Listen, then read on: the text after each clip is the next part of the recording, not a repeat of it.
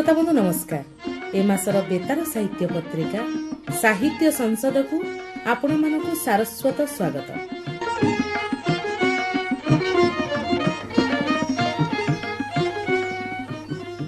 आज पत्रिकार सूची रही प्रोफेसर नटवर शतपथींकर स्वतंत्र आलोचना, ओडिया साहित्य श्री जगन्नाथ, कवयित्री स्वयंवरा पट्टनायकर कविता एवं गाल्पिक रवि पंडांकर गल्प।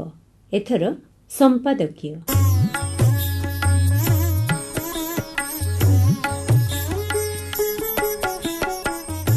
श्रीमद् भगवत गीतार 6 अध्याय रे भगवानंकर भक्ति पुरुषोत्तम क्षेत्र रे प्रतिफलित।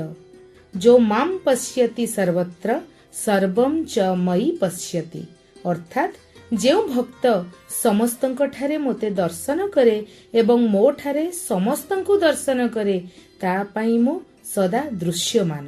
श्री पुरुषोत्तम क्षेत्र रे स्वयं परम ब्रह्म निज मानवीय लीलार परिप्रकाश निमित्त विराजमान।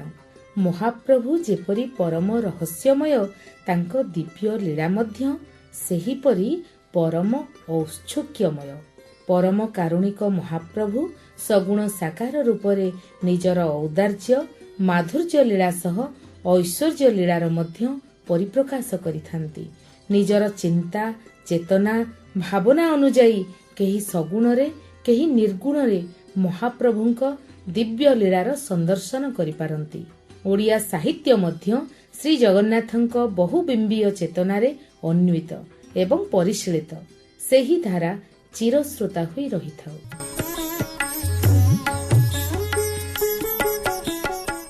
सारला जुगरु नै पंचसखा जुगीय साहित्य, तत्वमूलक सन्थ साहित्य, रीति जुगीय साहित्य, एबेर साहित्य प्रत्येक जुगरे लेखारे लेखनी रे रूप नैछन्ति श्री जगन्नाथ। ओणाकार निराकार साकार रूपरे प्रतिभात होइछन्ति श्री जगन्नाथ। रूपकल्प चित्रकल्परु नै पोथीचित्र भित्तिचित्र पटचित्र प्रत्येकरे प्रकाशित तुमे श्री जगन्नाथ। साहित्य संस्कृति रे सृजन रे तुमे भर्ती होई अछ श्री जगन्नाथ। तेणु आम पत्रिकार प्रथम पाबछरे प्रोफेसर नटवर शतपथींकर स्वतंत्र आलोचना, ओडिया साहित्य रे श्री जगन्नाथ। दारु देवता श्री जगन्नाथ ओडिशार राष्ट्र देवता।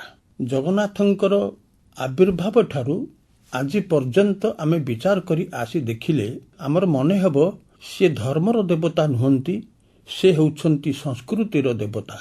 कारण जगन्नाथंकर नित्य नैमितिक कार्यक्रम बा सेवा ठारू आरंभ करी बाहर सेवा, अर्थात से जेतेबेले रथरे जाउछंती, रथ यात्रा हेउछि किंबा चंदन यात्रा हेउछि, एहीपरि अनेक कथा को देखिले आमर मने हेबो जे से कौनसी गोटे नीति नियम भितरे धराबंधा आईन भितरे से सीमित नुहंती एवं जिते प्रकार अनुष्ठान करा जाउछि से सबु गुड़िक हेउछि आमर सांस्कृतिक परिचयर गोटे गोटे विभव।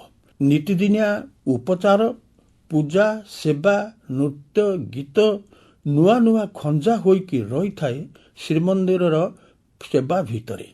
जेमितिकी अतीतरे महाप्रभुंकर पहुड़ पड़िबा पूर्वरु देवदासी नाच गीत हेउथिला। एइटी सूचेई देउथिला प्रभु केते नाच गीत प्रिय।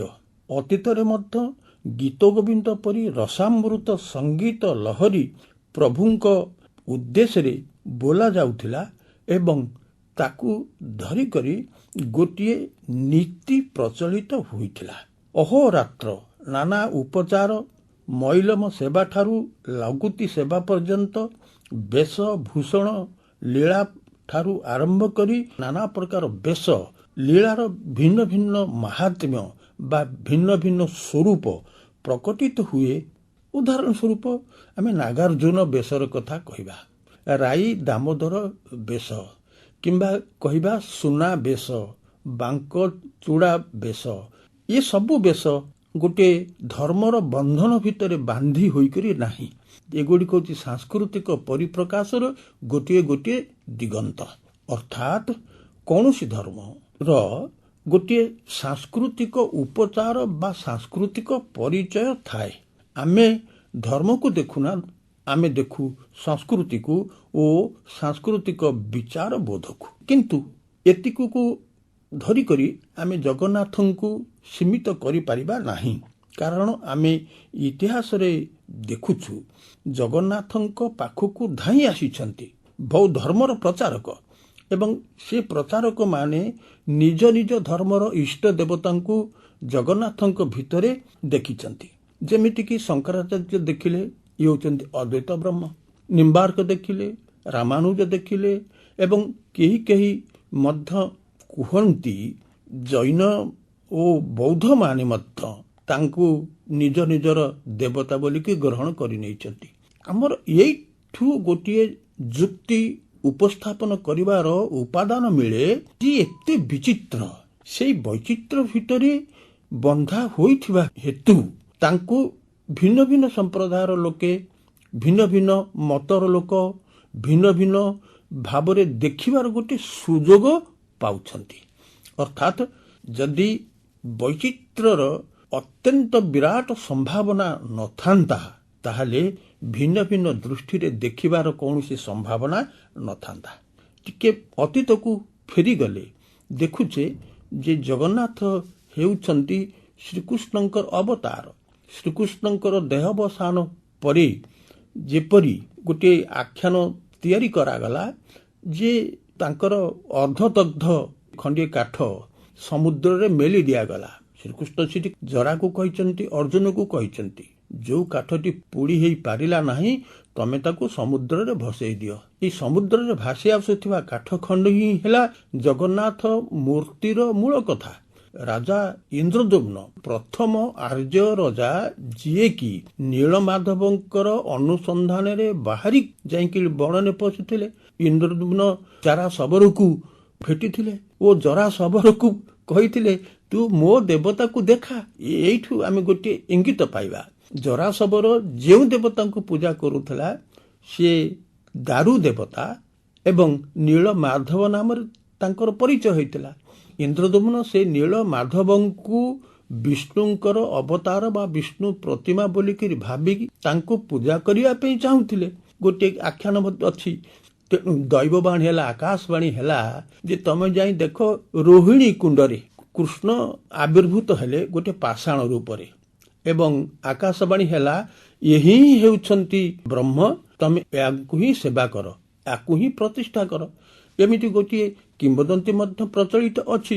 ତେଣୁ ଆମେ ଦେଖୁଛେ ଦାରୁ ଦେବତା ବା ଦାରୁ ବିଗ୍ରହ ତିନୋଟି ମୂର୍ତ୍ତିରେ ଆତ୍ମପ୍ରକାଶ କରିବା ପୂର୍ବରୁ ଏଇ ଯେଉଁ ସବୁ ପ୍ରସଙ୍ଗ, ଏ ପ୍ରସଙ୍ଗ ଗୁଡ଼ିକ ଧର୍ମ ଅପେକ୍ଷା ଅଧିକ ଭାବରେ ଆମର ଦେବତାଙ୍କ ସମ୍ପର୍କରେ, ବ୍ରହ୍ମଙ୍କର ସମ୍ପର୍କରେ ଗୋଟିଏ ଗୋଟିଏ ଧାରଣା ସୃଷ୍ଟି କରେ, ଏବଂ ଏଇ ଧାରଣାରୁ ଆମେ ନିଶ୍ଚିତ ହେବା ଯେ ଏ ଧାରଣା ଗୁଡ଼ିକ ହେଉଛି ଆମ ମନର ଗୋଟିଏ ଗୋଟିଏ ମୂଲ୍ୟବୋଧର ବିଚାର। ରତ୍ନ ସିଂହାସନରେ ତ୍ରିମୂର୍ତ୍ତିଙ୍କର ଯେଉଁ ଆତ୍ମପ୍ରକାଶ ଘଟିଛି, ପ୍ରତିଷ୍ଠା ଘଟିଛି, ସେଇ ଦେବତା ହେଉଛନ୍ତି ଶବର କୂଳର ଦେବତା। ଆଦିବାସୀ ମାନଙ୍କର ଇତିହାସରେ ସେମାନେ ପ୍ରାୟତଃ କାଠ ଗଣ୍ଡିକୁ ଭିନ୍ନ ଭିନ୍ନ ରୂପରେ ପୂଜା କରନ୍ତି। ରଜା ଇନ୍ଦ୍ରଦ୍ୟୁମ୍ନ କିପରି ଓ କାହିଁକି କାଠର ଦେବତାକୁ ଅଧିକ ପସନ୍ଦ କରିଲେ, ତାର କାରଣ ହେଉଛି ଯେ କାଠ ସେ ପର୍ଯ୍ୟନ୍ତ ପ୍ରାକୃତିକ ଓ ସହଜଲଭ୍ୟ ବସ୍ତୁ ହୋଇଥିବାରୁ ଅଣ ଆର୍ଯ୍ୟ ପରମ୍ପରାରେ କାଠର ବିଗ୍ରହ ଦେବତା ରୂପେ ପୂଜିତ ହେଉଥିଲେ। ଏ ସମ୍ପର୍କରେ ଗୋଟିଏ ଆମର ଲୋକ କଥା କୁହାଯାଉଛି, ଇନ୍ଦ୍ରଦ୍ୟୁମ୍ନ ରାଜା ଗଳରୁ ବାହାର, ଶିରେ ଘେଣିଛନ୍ତି ପାଟ ଯେ ମୁଚୁଳ, ବାଙ୍କି ମୁହାଣରେ ଲଗାଇଲେ ମାଥ, ଜଗତ କରତା ଯେ ପୟରେ ପୂଜିବି ଜଗନ୍ନାଥ। ପୟରେ ପାଣିରେ ମୁଁ ପୂଜା କରିବି। ଏ ଜଗତ କରତା ସେ ବାଙ୍କି ମୁହାଣରେ ଅଛନ୍ତି ବା ଆବିର୍ଭୂତ ହେଇଛନ୍ତି, ମୁଁ ତାଙ୍କୁ ନେଇକରି ପୂଜା କରିବି। ଏହିପରି ଗୋଟିଏ ଲୋକ ଗୀତ ପ୍ରଚଳିତ ହେଇଛି। ସେହିପରି ରଥ ଟଣାକୁ ଧରିକରି ଲୋକ ପ୍ରଚଳିତ ଗୋଟିଏ ଗୀତ, ଆହେ ଭଗତେ ମଇଁଷି ପିଠିଟା କଳା, ନନ୍ଦୀ ଘୋଷ ରଥ ବାଜେଣୀ ବଳା, ବିଜେ କଲେ ଚକା ଡୋଳା, ଚାଲ ଦେଖିବା ଗୋ ସଖୀ ପହଣ୍ଡି ବିଜୟେ, ବଡ଼ ଦେଉଳରୁ ବାହାର କାଳିଆ, ଅଙ୍ଗୁଶ୍ରମ ଝାଳ ବୁହେ ଯେ, ଆଗେ ବଳଭଦ୍ର ପଛେ ଜଗନ୍ନାଥ, ମଝିରେ ସୁଭଦ୍ରା ମାଏ, ଧଳା କଳା ମୁଖ ଝଲସି ଦିଶୁଛି, ଚନ୍ଦ୍ର ସୂର୍ଯ୍ୟ ତାରା ପ୍ରାୟେ। ତ ଏଇ ଯୋଉ ପଲ୍ଲୀ ଗୀତ ସାଧାରଣ ସରଳ ଲୋକଟିଏ ତାର ମନର ଅନୁଭବ ପ୍ରକାଶ କରୁଛି। ତ ଜଗନ୍ନାଥଙ୍କୁ ଧରିକରି ଯେତେ ଯେତେ କାବ୍ୟ କବିତା ଲେଖା ଯାଇଛି, ଏଇ ଯୋଉ ପଲ୍ଲୀ ଗୀତ ସାଧାରଣ ଲୋକେ ତାଙ୍କର ଯୋଉ ମନୋଭାବ, ତାଙ୍କର ଯୋଉ ଅନୁଭୂତି ଠାକୁରଙ୍କ ବିଷୟରେ, ଇଷ୍ଟଦେବଙ୍କ ବିଷୟରେ କହୁଛନ୍ତି, କେତେ ସରଳ। ଏହାପରେ ଆମେ ଦେଖୁଛେ ଯେ ମୁଖ୍ୟ କବି ହେଉଛନ୍ତି ସାରଳା ଦାସ, ଯିଏକି ମହାଭାରତ ଲେଖିଛନ୍ତି। ମହାଭାରତର ବହୁ ସ୍ଥଳରେ ଜଗନ୍ନାଥଙ୍କୁ ସ୍ତୁତି କରିଛନ୍ତି, ଧ୍ୟାନ କରିଛନ୍ତି ଏବଂ ତାଙ୍କୁ ବ୍ରହ୍ମ ଭାବରେ ଉପାସନା କରୁଛନ୍ତି। ସେ ଯେଉଁ ଉପାଖ୍ୟାନ ତିଆରି କରିଛନ୍ତି, ପୌରାଣିକ ଉପାଖ୍ୟାନ, ସେ ଉପାଖ୍ୟାନରେ ଦେଖାଯାଇଛି ଯେ ବ୍ରହ୍ମାଣ୍ଡର ପତି, ତ୍ରିଗୁଣାତୀତ, ସେ ସନାତନ ପୁରୁଷ, ଅଣାକାର ବ୍ରହ୍ମ ଏବଂ ସିଏ ଜଗନ୍ନାଥ, ଇଏ ସବୁର ଗୋଟେ ସମନ୍ୱିତ ବିଗ୍ରହ ହେଉଛନ୍ତି ଜଗନ୍ନାଥ। ପ୍ରଥମ କରି ସାରଳା ଦାସ କବି ତାଙ୍କୁ ଏହିପରି ଗୋଟେ ସମୀକରଣ ରୂପରେ ପ୍ରତିଷ୍ଠା ଦେଇଛନ୍ତି। ଦ୍ୱାପର ଯୁଗର ଅନ୍ତିମ ଅବସ୍ଥାରେ ଯେତେବେଳେ ଶ୍ରୀକୃଷ୍ଣଙ୍କର ମହାପ୍ରୟାଣ ଘଟୁଛି, ସେଇ ମହାପ୍ରୟାଣ ଠାରୁ ଜଗନ୍ନାଥଙ୍କର ଆବିର୍ଭାବ ଓ ଶ୍ରୀମନ୍ଦିରରେ ପ୍ରତିଷ୍ଠା ପର୍ଯ୍ୟନ୍ତ ଯେଉଁ ଦୀର୍ଘ କାହାଣୀ ବା ସମୟ ରହିଛି, ସେଥିରୁ ଗୋଟିଏ ଲୋକକଥା ପରି ଗୋଟିଏ କାଳ୍ପନିକ କଥା ଉତ୍ପନ୍ନ ହେଇଛି। ନା କାଠଟି ଆସିଲା, କାଠଟିକୁ ବିଗ୍ରହରେ ପରିଣତ କରାଯିବ, ଅର୍ଥାତ୍ ଦିଅଁ ଗଢ଼ାଯିବ, କିନ୍ତୁ ଗଢ଼ିବ କିଏ? ତେଣୁ ସେହି ସମୟରେ କୁହାଯାଉଛି ଜଣେ ଅଦ୍ଭୁତ ଭାବରେ ବ୍ରାହ୍ମଣ ଆସିକରି ପହଞ୍ଚିଲେ। କେହି କେହି କହୁଛନ୍ତି ସେ ବ୍ରାହ୍ମଣ ଅନ୍ୟ କେହି ନୁହନ୍ତି, ସେ ହେଉଛନ୍ତି ବ୍ରହ୍ମା। ତେଣୁ ବ୍ରହ୍ମା ଶିଳ୍ପୀ ବେଶରେ ଆସିକିରି ନିଜେ ପ୍ରକାଶ କରୁଛନ୍ତି, ନିଜେ କହୁଛନ୍ତି ସ୍ୱଚ୍ଛା ଭାବରେ ଯେ ମୁଁ ବିଗ୍ରହ ତିଆରି କରିବି। ଏବଂ ସେଇଠି ସାରଳା ଦାସ କହୁଛନ୍ତି ଆଉ ଜଣେ ମଧ୍ୟ ବ୍ରାହ୍ମଣ ତାଙ୍କୁ ସହାୟତା କରିବା ପାଇଁ ଆସିକିରି ପହଞ୍ଚିଛନ୍ତି।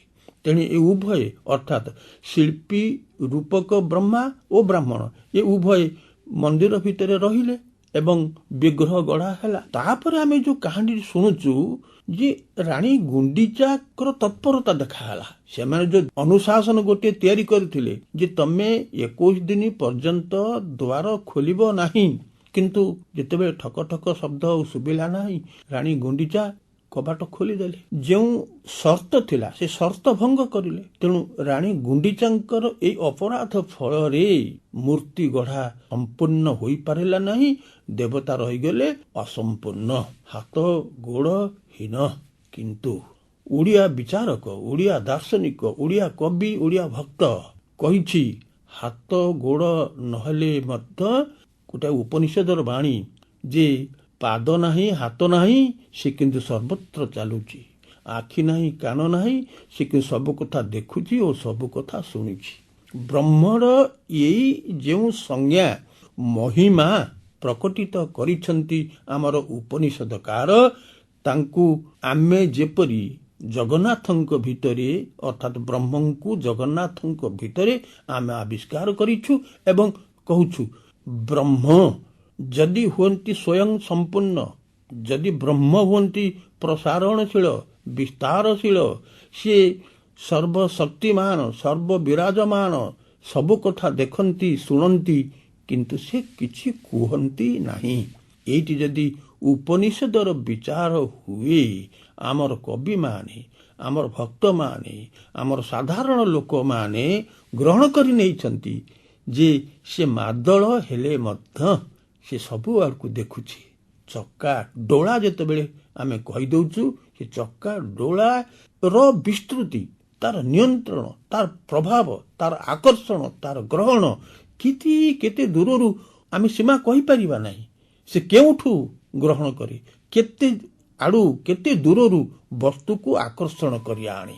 ଯେମିତି ଚୁମ୍ବକ ଲୁହାକୁ ଟାଣେ, ଇଏ ଦିବ୍ୟ ଚକା ଡୋଳା ଭିତରେ ସେହିପରି କେତେ କେତେ ଶକ୍ତିଶାଳୀ ଚୁମ୍ବକ ଆତ୍ମଗୋପନ କରିଛି ଯେ ସେ କୋଉ କଥାକୁ ଟାଣି ନ ଆଣିପାରିବ, କେଉଁ କଥାକୁ ସେ ଦେଖି ନ ପାରିବ। ତେଣୁ ଏଇ ଯୋଉ ବିଶ୍ୱାସ, ଏଇ ବିଶ୍ୱାସ ଭିତରେ ଓଡ଼ିଆ ଜାତି ଜଗନ୍ନାଥଙ୍କୁ ଦେଖିଛି ଓ ଜଗନ୍ନାଥଙ୍କୁ ପ୍ରତିଷ୍ଠା କରି ନାନା ପର୍ବପର୍ବାଣୀ ଭିତରେ 364 ଦିନ ପର୍ବପର୍ବାଣୀ, ଭିନ୍ନ ଭିନ୍ନ ପର୍ବପର୍ବାଣୀ, ଆମର ବେଶଭୂଷା ଠାରୁ ଆରମ୍ଭ କରି ପୂଜା ପୂଜିର ଯେତେ ସବୁ ବ୍ୟବସ୍ଥା, ତାକୁ ଆମେ ଲକ୍ଷ୍ୟ କରିଲେ କହିପାରିବୁ ଏ ଜଗନ୍ନାଥ ଆମର ଦର୍ଶନର ନୁହନ୍ତି, ଆମର ବିଚାରର, ଆମର ଧର୍ମର ନୁହନ୍ତି, ଆମ ସଂସ୍କୃତିର ହେଉଛନ୍ତି ପ୍ରତୀକ। ଏବେ ଖୋଲିବା ପତ୍ରିକାର କବିତା ଫର୍ଦ୍ଦ। ଏଥିରେ କବୟିତ୍ରୀ ସ୍ୱୟମ୍ବରା ପଟ୍ଟନାୟକଙ୍କର କବିତା ଆତ୍ମପ୍ରକାଶ।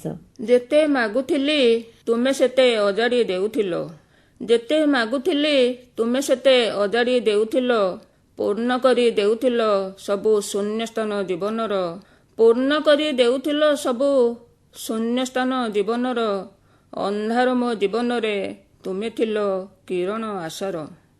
ତୁମେ କିଏ ଜାଣିବା ପାଇଁ ପ୍ରସ୍ତ ପ୍ରସ୍ତ ଅନ୍ଧାର କାଟି ଶେଷ ଆଲୋକ ବିନ୍ଦୁଟି ପାଖରେ ପହଞ୍ଚିବା ବେଳକୁ ସ୍ପଷ୍ଟ ହୋଇଯାଇଥିଲା ଦୂରରୁ ଅସ୍ପଷ୍ଟ ଦୃଶ୍ୟମାନ ତୁମ ଘନନୀଳ ରଙ୍ଗର ମାଧୁର୍ଯ୍ୟ। ଜାଜୁଲ୍ୟମାନ ହେଉଥିଲା ତୁମ ବୈଦୁର୍ଯ୍ୟ ଖଚିତ ମଣି ମୁକୁଟ। ମୁଁ ଜାଣିଗଲି ତୁମେ ମୋର ସେଇ ଯୁଗାବଧି ବିଶ୍ୱାସ, ଯିଏ ଚିରକାଳ ଘୋଡ଼ାଇ ରଖିଥିଲା ମୋତେ ଋତୁମାନଙ୍କର ସୁଖରୁ ଦୁଃଖରୁ ସିକ୍ତ କରି ଦେଉଥିଲା ଶୁଷ୍କ ମାଟିକୁ ମୋର ଢାଳି ଦେଇ ଅଶେଷ ଅମୃତ।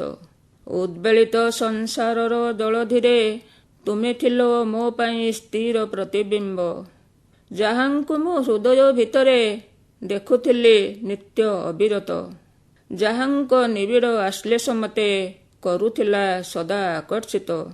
ତୁମ ପାଇଁ ଶୂନ୍ୟତା ଭିତରୁ ମଧ୍ୟ ମୁଗ୍ଧତାକୁ ମୁଁ କରିପାରୁଥିଲି ଆହରିତ।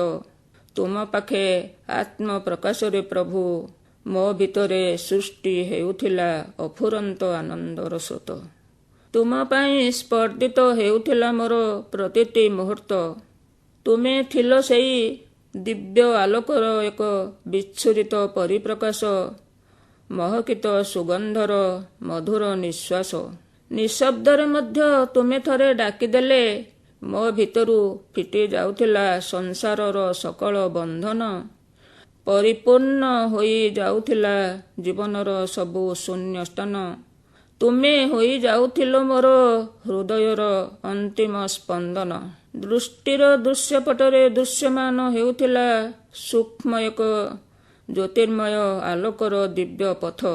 ଭୁଲି ହୋଇ ଯାଉଥିଲା ଜରାଜର୍ଜର ଜୀବନର ସବୁ ଦୁଃଖ ଶୋକ। ମୃତ୍ୟୁ ଏଠି ମାଗୁଥିଲା ଜୀବନକୁ, ଜୀବନ ମଧ୍ୟ ମନେ ହେଉଥିଲା ସୁନ୍ଦର ସତତ।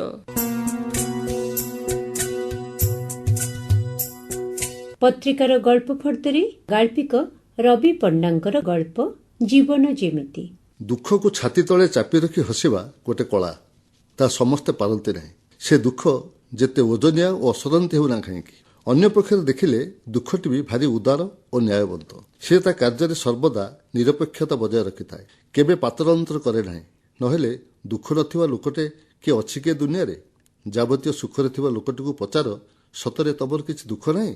ସେ ଯଥାସମ୍ଭବ ସମ୍ଭ୍ରମ ଦୀର୍ଘଶ୍ୱାସ ଛାଡ଼ି କହିବ, ଦୁଃଖ କାହାର ନାହିଁ, ଯେତେ ଲୋକ ସେତେ ଦୁଃଖ। ଝରକା ଦେଇ ଦେଖାଯାଉଥିବା ଚେନ୍ନାଇ ଆକାଶ ଆଡ଼େ ଚାହିଁ ବସି ରହିଥିଲେ ଅରୁଣବାବୁ। ଏବେ ଏବେ ଖୁବ୍ ବିଷାଦ ଓ ବେଦନାରେ ବୁଡ଼ାଇ ଦେଲା ଭଳି କଥାଟି କହି ଦେଇଗଲା ବସନ୍ତ। କହିଲା ବେଳେ ବି ତା ମୁହଁର ହସ ଲିଭିନଥିଲା ଭଳି ଦିଶୁଥିଲା, କିନ୍ତୁ ଜାଣି ହେଉଥିଲା ସେ କେତେ ନିୟନ୍ତ୍ରଣ କରି ରଖିପାରୁଛି ତାର କାରୁଣ୍ୟ ଓ ବୈକଲ୍ୟର ଇତିହାସ। ବସନ୍ତ ଗଞ୍ଜାମ ଭଞ୍ଜନଗର ଆଡ଼ର ଯୁବକ। ବୟସ 32-33 ଖଣ୍ଡ ହେଲେ ବି ପିଲା ଭଳି ଲାଗେ ତାର ଉଚ୍ଚତା ଓ ଆଚରଣ ଯୋଗୁଁ। ସେ ନିୟମିତ ଆସି ପରିବା ଦିଏ ଘରେ, ବେଳେବେଳେ ବି ଆଣିଥାଏ ଆମ୍ବ, ସପୁରୀ, ପାଚିଲା କଦଳୀ କି ପିଜୁଳି।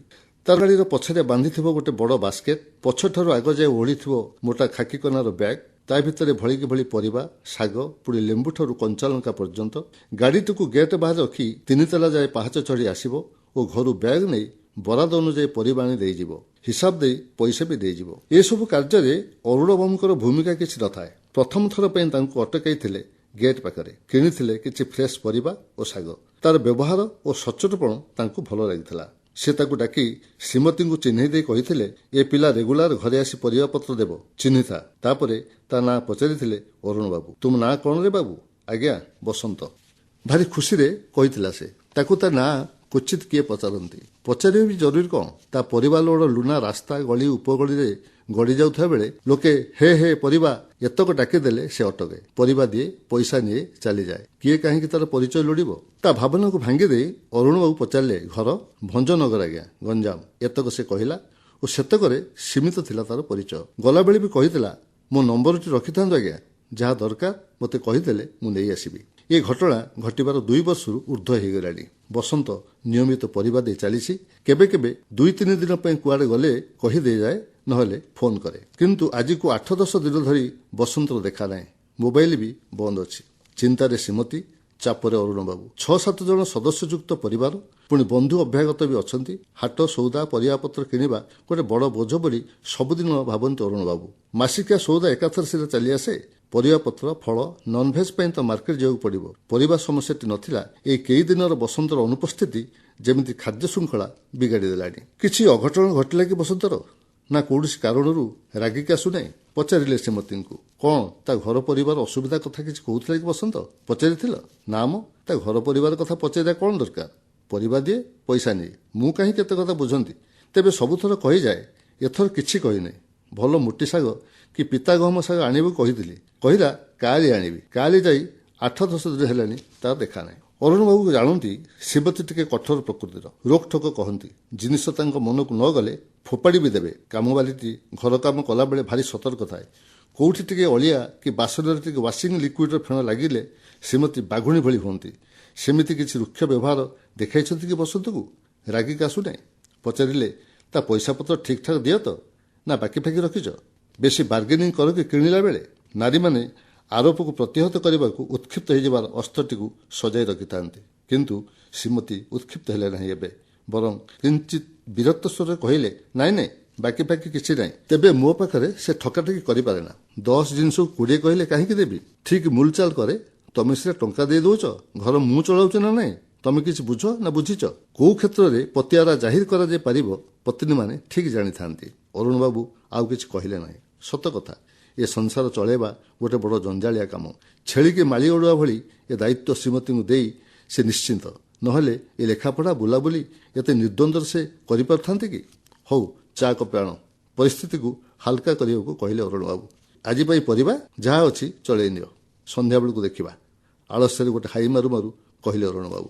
ଶ୍ରୀମତୀ ଟେବୁଲ ଉପରୁ ଗ୍ଲାସଟା ଉଠାଇ ନେଇ ଚାଲିଗଲେ। କିଛି କହିଲେ ନାହିଁ।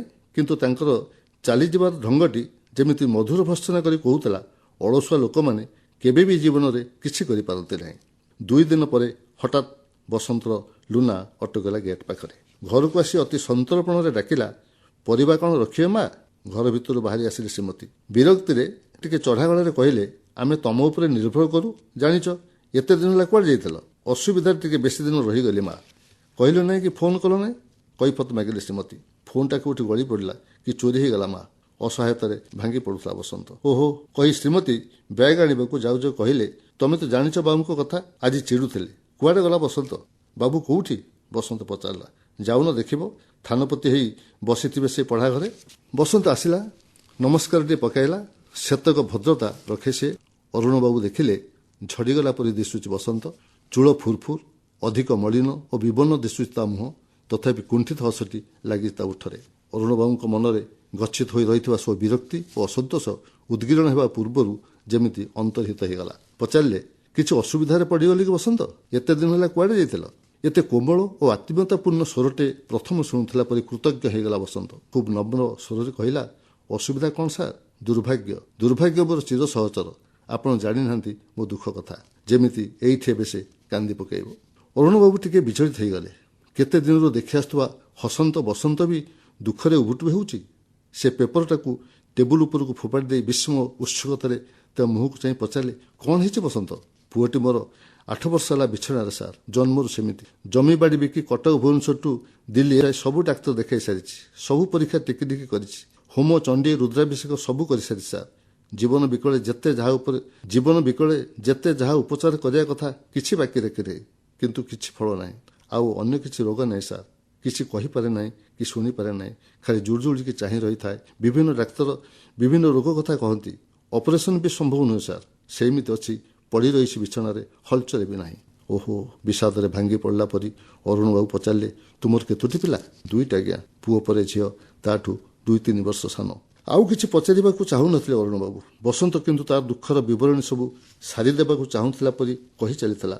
ବାହାଘର ପରେ ବାପା ବୋଉ ଚାଲିଗଲେ। ମୁଁ ମେଟ୍ରିକ ପାସ୍ କରିଛି ସାର୍। ବ୍ରହ୍ମପୁରରେ ଗୋଟେ କମ୍ପାନୀରେ ଚାକିରି କରିଥିଲି। ଇଏ ପୁଅ ପାଇଁ ଛାଡ଼ିଲି, ଜମିବାଡ଼ି ବିକିଦେଲି। ଗାଁରେ ରହିପାରିଲି ନାହିଁ ଆଜ୍ଞା। ଛୁଆଟା ପାଇଁ ଲୋକେ ଯେତେ ଦୁଃଖ କରୁନଥିଲେ, ସେତେ ଆମ 2 ପ୍ରାଣୀଙ୍କ ଭାଗ୍ୟକୁ ଆହା ଚୁ ଚୁ କରୁଥିଲେ। ଦେଖେଇ ଶିଖେଇ କହୁଥିଲେ। ଘରଢିଅ ବିକି ପଳେଇ ଆସିଲି ଭୁବନେଶ୍ୱର। ଏଠି ବଡ଼ ବଡ଼ ଡାକ୍ତରଖାନା ଅଛି, କେତେବେଳେ କ'ଣ ଯଦି ପୁଅର କିଛି ହେବ ଦେଖେଇ ପାରିବି ତ? ସ୍ତବ୍ଧ ନିର୍ବାକ ଅରୁଣବାବୁ ଶୁଣୁଥିଲେ ବସନ୍ତର କଥା। ତାଙ୍କ ପାଖରେ ତା ପାଇଁ ସାନ୍ତ୍ୱନା କିଛି ଥିଲା ନା ଥିଲା ସହାୟତା? କ'ଣ କରିପାରିବେ ସେ? ଏତେ ବଡ଼ ଦୁଃଖକୁ ଧୈର୍ଯ୍ୟର ସହ ସାମ୍ନା କରିବାକୁ ସେ ବସନ୍ତ ଠାରୁ ବି କ୍ଷୁଦ୍ର।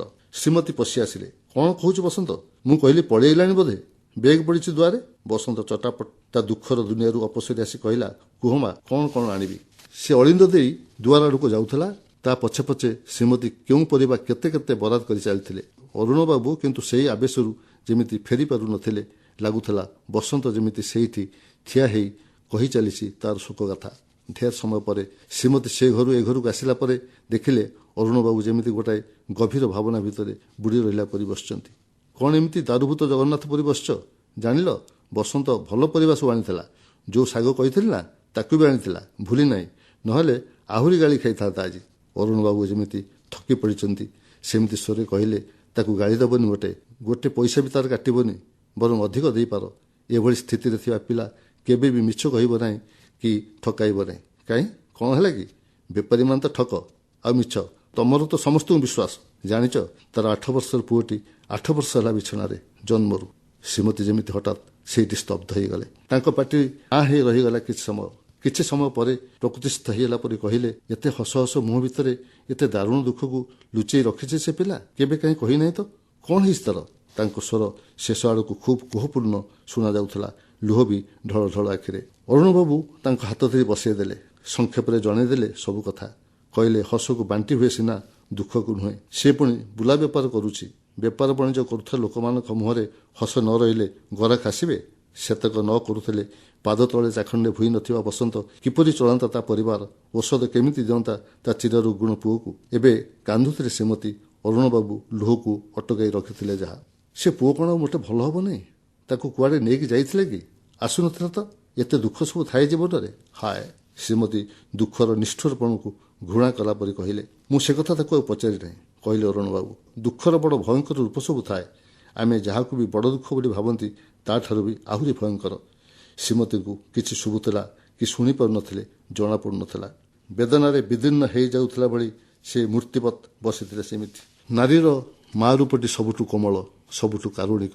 ଛୁଆଟିଏ ଯେଉଁଠି ହେଉ ବା ଯାହାର ହେଉ, ତାର ଦୁର୍ଦ୍ଦଶା କଥା ଶୁଣିଲେ ତା ହୃଦୟରୁ ରକ୍ତ ଝରିଯାଏ। ସେହି ରୂପଟିକୁ ଯେମିତି ଧ୍ୟାନର ସହ ଦେଖୁଥିଲେ ଏବେ ସାମ୍ନାରେ ଅରୁଣବାବୁ। ତାଙ୍କ ହୃଦୟରୁ କରୁଣ ପ୍ରାର୍ଥନାଟିଏ ଉଚ୍ଚାରିତ ହେଇ ଆସୁଥିଲା ଈଶ୍ୱରଙ୍କ ଉଦ୍ଦେଶ୍ୟରେ।